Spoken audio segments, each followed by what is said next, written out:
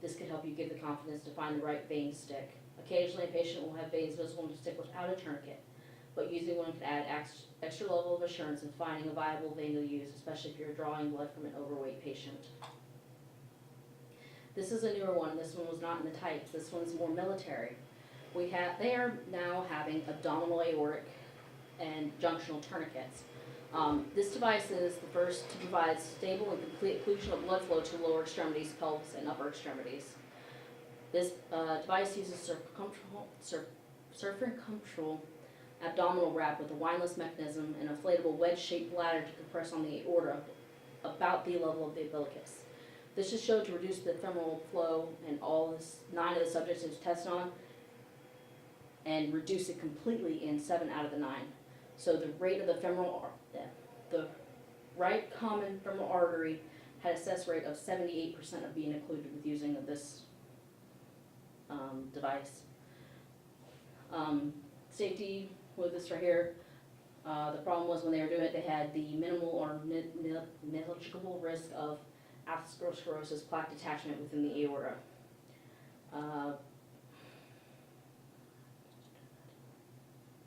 Joseph Lister, who is credited with inventing the first tourniquet device designed to be compressed the abdominal aorta, is working in the Royal Infirmary in Glasgow. Junctional trauma. We have a nice little blood spurt over there. Junctional trauma is the relative injury to unprotected pelvis, groin, or perineum, as well as the axilla and neck, which is increasingly becoming identified as a probable cause of death in wounded combatants. The rate of vascular injury in the battlefield casualties is as high as 5 times that of what it was in previous wars. However, proximal injuries have now reached a point where traditional tourniquets cannot be practically applied, or hemostatic dressings are not often appropriate. Holcomb reviewed that the preventable cause of deaths in U.S. Special Forces in 2007 and found that tracheal or non-tourniquetable junctional trauma deaths was implicated in about 47%. 21 British casualties in Iraq and Afghanistan between 2008 and 2011 who died from potentially survivable groin and pelvic hemorrhages. This is a picture of the device right here. It just shows how it's applied. External aortic compression and significant evidence of safety of the procedures and test subjects were as it said, it's right here, it had minimal or very little risk of atherosclerosis plaque detachment within the aorta. The air is pumped into it, becomes a wedge shape that puts about 80 pounds of pressure on the abdominal aorta, cutting off the blood flow to the pelvis. They applied for a patent in 2007 and it was finally approved in 2011. Tourniquets. Most tourniquets have specifications to the right which are effective in hemorrhage control. Most tourniquets for an arm are 10 centimeters long. For a leg, it's about 15 centimeters long, sometimes larger or wider in larger legs. The site usually is in the upper arm or the mid or upper thigh. Usually it has 2 layers of orthopedic wool. This is to kind of help prevent some of the nerve damage that's going to happen. Skin perforation, occluding to prevent soakage of the wool, so they kind of cover it to prevent some of the blood from soaking in, but that's not going to help in most situations. Pressure, it's about 50 to 100 millimeters of mercury above systolic in the arm. The diastolic, it'll pump up to about 200 to 250, I'm sorry, that's for the arm. 200 to 250 millimeters mercury. Leg, it's a little more. The larger the limb, the more pressure you're going to have to induce. Time, absolute maximum is 3 hours. That will usually recover within 5 to 7 days as far as how much damage is done to the tissues. Usually we do not exceed 2 hours per hospital. We want to avoid heat. Duration and pressure needs to be documented. Calibration at least weekly against mercury manometer or teat gauge. 3 months maintenance is supposed to be done on most tourniquets. Tourniquets, when they're applied effectively, will hurt. It does not necessarily indicate there was a mistake in the application. This does not mean you should take it off. Once a tourniquet is applied, only a physician can remove it. And as I said right here, do not place a tourniquet on the neck. regardless of the amount of bleeding. Application. Once a tourniquet is placed on the site of injury, above the site of injury, while avoiding placement over a joint, placing a tourniquet more proximal to the injury on the thickest portion of the extremity. This is to limit damage to the underlying tissues. It prevents any minor bleeds near the injury. Tourniquet tightness requirements will increase with the size of the limb. This means the wider the limb, the more you're going to have to put on it to halt the arterial bleeding. Complete occlusion of the artery of the lower extremity is extremely difficult, if not impossible. You need at least, I didn't know I did that. It needs to be at least 1 inch wide tourniquet. This will provide more effective in the lower extremity. So the wider the tourniquet, the more effective it will be in occluding arterial blood flow. Less pressure is needed on a greater surface area. So as I just said, the wider the tourniquet is, the less pressure you're actually going to have to put to occlude that blood flow, and less tissue damage that's actually going to occur.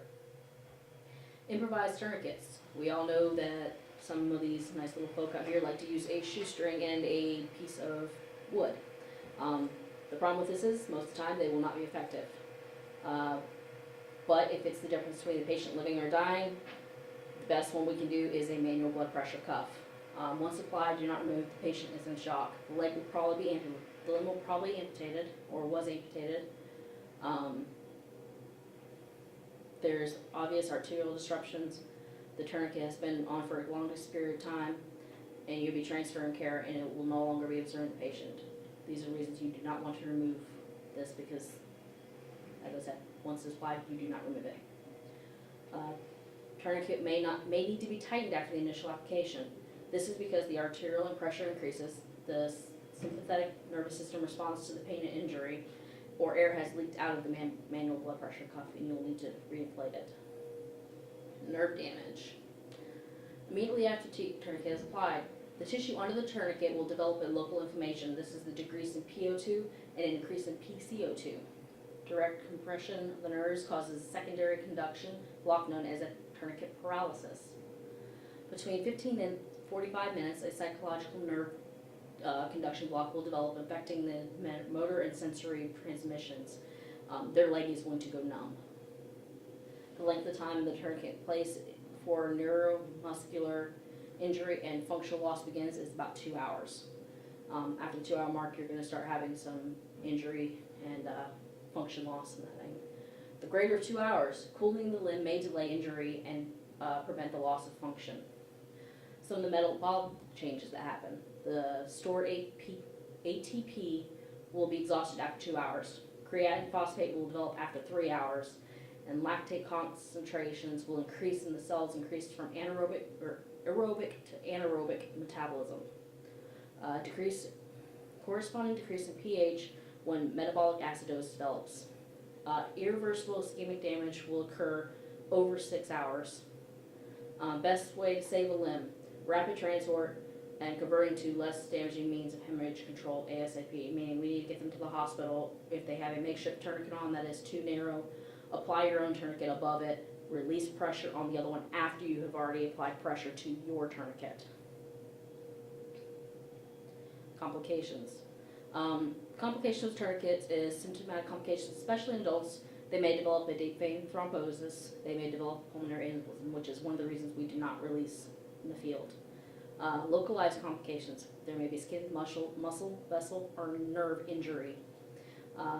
This varies with the tourniquet. As I said, the wider the pressure, the less damage. The wider the tourniquet, the less damage you're going to have. The least amount of pressure you can apply to stop arterial flow, the better it will be. And duration of how long is applied. Get them to the hospital to a provider who is able to care for them. Apply only amount of pressure needed to stop the bleeding. Compartment syndrome can occur with excessively tight tourniquet pressures and prolonged application. If at first you don't succeed. If the first tourniquet fails to control bleeding, apply a second tourniquet above or proximal to the first. All military tourniquets achieve a distal artery occlusion for application at least 80% of the time to be effective. After the tourniquet is released, this is just a nice little after facts that really don't apply in EMS field, but they're nice to know. After a tourniquet was released, increased vascular permeability. Both the interstitial and intracellular edema will begin to increase. You'll have post-tourniquet syndrome. And tidal CO2 levels will peak within the first minute. They will return to normal within 3 to 5 minutes. Cerebral blood flow increases with the increased in tidal CO2 levels, especially with patients in head injuries. Tourniquet release may require hyperventilation to maintain ICP. If they already have a head injury, they're going to have to hyperventilate. Increased fibrinolytic activity will possibly increase the bleeding for approximately 15 to 30 minutes. It may occur. Neurological complications are more common with lower limb tourniquets. Sciatic nerve is the most commonly that's going to be affected with lower limb injury. Radial nerve in the upper limb. Post-tourniquet syndrome is the weakness, paralysis, paralysis, pallor, or stiffening felt in a lower limb or felt in a limb after tourniquet removal. Post-tourniquet syndrome is usually lasts 1 to 6 weeks. Nerve conduction velocities return to normal if it has been on less than 2 hours or the pressure was less than 500 meters of mercury. Tourniquet paralysis resolution of after the tourniquet is removed, that may actually last as long as 6 months. Here's an example of how tourniquets are helping out. They had a young man in Afghanistan whose legs were nearly severed, and after they put him on a helicopter, the patient was found floppy, lifeless, with no pulse. An abdominal tourniquet was applied. His breathing increased substantially, and upon arrival at the hospital, he had a pulse again. They did not know that it will improve the lungs' ability to oxygenate blood. When they put this on, he actually, they started helping him breathe again. He began to have a pulse, and he actually made it. This one right here was, they had a gunshot wound to the upper arm, bleeding profusely. It actually pierced the armpit, destroying one of the body's largest arteries. They placed the abdominal tourniquet on the arm after the nurse had removed her hands, and there was no bleeding. This tourniquet actually applied enough pressure to below the arm to do that. The impact of tourniquet use, we have tourniquets saving lives, better survival when a tourniquet is applied before casualties went into shock. 31 lives were saved in the study because they were applied in the pre-hospital rather than the ED.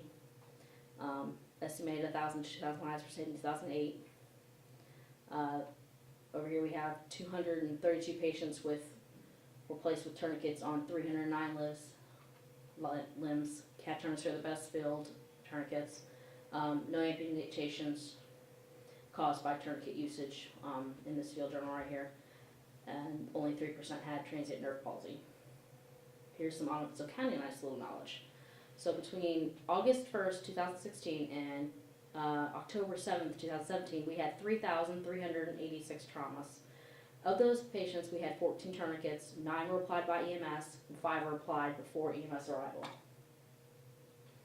No matter how you look at it, there's a big undertaking, and one of the most ultimately stemmed from the lack of public relations and logistics. Trauma suffers from the lack of good publicity. Every cancer, every rare disease, they have a marathon, they have armbands. Trauma is the leading cause of death in people under 44, including children. This is not as known out there as much as we have cancers and stuff like that. And here's a video on tourniquet application.